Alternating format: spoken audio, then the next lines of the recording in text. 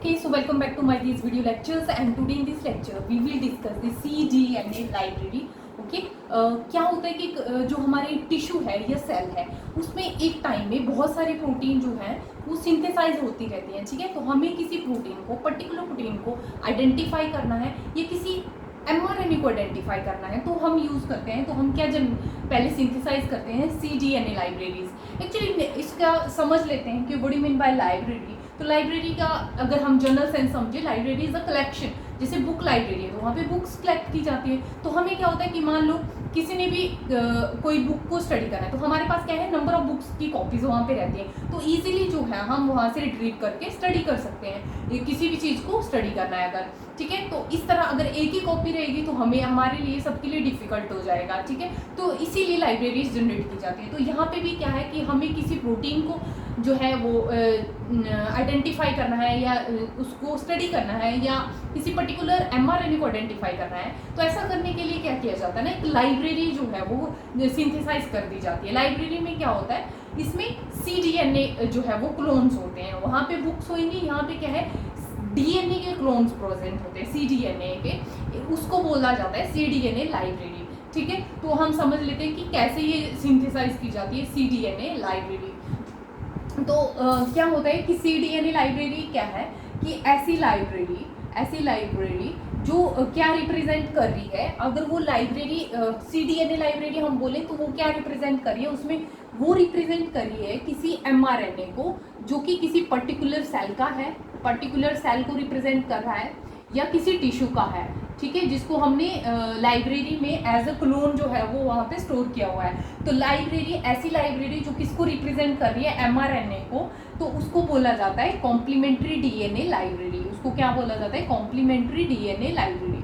तो हम इसके स्टेप देख लेते हैं कि इसको कैसे सिंथेसाइज करा जाता है. तो सबसे पहले हम क्या करेंगे, एक्सट्रैक्ट करेंगे mRNA को. तो सबसे मेन स्टेप क्या है कि हमने mRNA को एक्सट्रैक्ट कर लिया. ठीक है, mRNA को एक्सट्रैक्ट कर लिया. अब हम इसकी जो है वो क्लोन क्रिएट करेंगे. बट ऐसा करने के लिए क्या होता है ना, mRNA को हम एज इट इज़ यूज़ नहीं कर सकते. क्यों नहीं कर सकते, क्योंकि mRNA is a very unstable molecule. हमारे जो हैंड्स होते हैं इन पे भी ऐसे एंजाइम्स प्रेजेंट होते हैं जो mRNA को इजीली डिग्रेड कर देते हैं. तो इसके साथ वर्क करना उतना ही जो है वो डिफ़िकल्ट भी होता है और ये अनस्टेबल होता है मॉलिक्यूल. इसीलिए इसको पहले क्या है, कॉम्प्लीमेंट्री DNA में कन्वर्ट कर दिया जाता है. इसीलिए जो है इसका नाम दिया गया cDNA लाइब्रेरीज. तो कॉम्प्लीमेंट्री DNA में इसको कन्वर्ट कर दिया जाता है. फिर क्लोनिंग के स्टेप्स हमने डिस्कस कर रखे हैं. क्लोनिंग में क्या होता है कि जैसे ये DNA मॉलिक्यूल है, इसको लिया, वेक्टर में इसको लाइगेट करेंगे. ठीक है, बाई वेक्टर के साथ इसको लाइगेट करेंगे. फिर वेक्टर को इंट्रोड्यूस करेंगे जिसको हम ट्रांसफॉर्मेशन बोलते हैं. अगर बैक्टीरिया में कर रहे हैं, ट्रांसफॉर्म कर देंगे इनटू बैक्टीरिया. फिर बैक्टीरिया क्या करता है, डिवाइड करेगा और इसकी मल्टीपल कॉपीज जो है हमें मिलेंगी. तो हमें क्या मिलेंगे, क्लोन्स मिलेंगे किसके, cDNA के. ठीक है, जो वेक्टर के साथ कैरी कर रहा है, जो वेक्टर किसको कैरी कर रहा है, cDNA को. तो इसकी मल्टीपल कॉपीज हमें मिलेंगी. तो जब भी हमने किसी mRNA को स्टडी करना है तो यहाँ से हम क्या लेंगे, जो लाइब्रेरी है वहाँ से हम इनको क्लोन जो है वो यूज़ कर सकते हैं टू स्टडी. ठीक है, अब यहाँ पे मेन स्टेप यही है कि जनरेट करने के लिए ऐसी लाइब्रेरीज को हमें पहले mRNA को किस में कन्वर्ट करना पड़ता है, कॉम्प्लीमेंट्री DNA में. और ऐसा करने के लिए हम एक एंजाइम यहाँ पे यूज़ करते हैं, that is known as reverse transcriptase. बहुत इंपॉर्टेंट एंजाइम है यहाँ पे, रिवर्स ट्रांसक्रिप्टेज. अब इसका नाम रिवर्स ट्रांसक्रिप्टेज क्यों है, क्योंकि ये करवा रहा है रिवर्स ट्रांसक्रिप्शन. हमें पता है ट्रांसक्रिप्शन क्या होती है, ट्रांसक्रिप्शन क्या होती है, DNA को कन्वर्ट करते हैं हम RNA में. ठीक है, that is known as transcription. जब हम RNA को DNA में कन्वर्ट करवा रहे हैं तो उसको बोला जाता है रिवर्स ट्रांसक्रिप्शन. तो यहाँ पे क्या चल रही है, रिवर्स ट्रांसक्रिप्शन. और एंजाइम क्या है, रिवर्स ट्रांसक्रिप्टेज. ठीक है, तो ये स्टेप हम डिस्कस करते हैं कि किस तरह से mRNA को कन्वर्ट किया जाता है हमारा कॉम्प्लीमेंट्री DNA में. ठीक है, तो फर्स्ट स्टेप हमने बोला कि हम क्या एक्सट्रैक्ट करेंगे, जिस भी सेल में जिसको हम स्टडी करें पर्टिकुलर mRNA को, उसको हम आइसोलेट या एक्सट्रैक्ट कर लेंगे. तो हमारे पास mRNA आ गया. mRNA का हमें पता है कि जब हम यूकैरियोटिक mRNA की बात करते हैं तो इसके पास पॉली ए टेल होती है एंड में. ठीक है, पॉली ए टेल होती है, इसमें प्रेजेंट होती है. ठीक है, तो हम क्या करते हैं ना, ये हमने बोला कि यहाँ पे रिवर्स ट्रांसक्रिप्टेज एंजाइम आएगा और ये क्या करेगा, इस इस mRNA को जो है वो cDNA में कन्वर्ट कर देगा। बट ऐसा करने के लिए ना जो रिवर्स ट्रांसक्रिप्टेज एंजाइम है इसको प्राइमर की ज़रूरत पड़ती है। प्राइमर क्या करता है ना, इनिशिएशन करवाने में हेल्प करता है।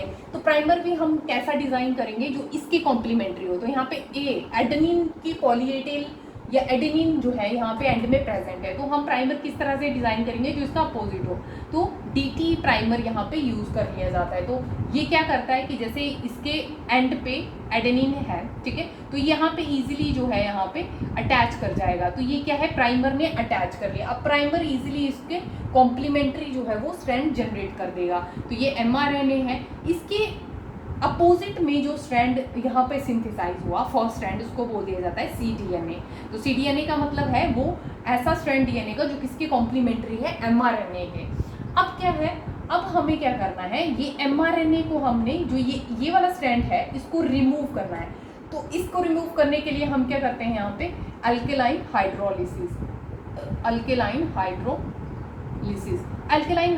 क्या होता है, ये वाला स्ट्रैंड यहाँ से रिमूव हो जाता है, ठीक है। तो अब हमें क्या मिल गया, हमें एक स्ट्रैंड मिल गया DNA का जिसको कॉम्प्लीमेंट्री स्ट्रैंड हम बोलते हैं। अब इसके अपोजिट में ऑब्वियसली हमारा सेकंड स्ट्रैंड जनरेट कर देंगे, ठीक है, एंजाइम। तो इस तरह से हमारे पास जो है वो डबल स्ट्रैंडेड DNA यहाँ पे मिल जाता है हमें।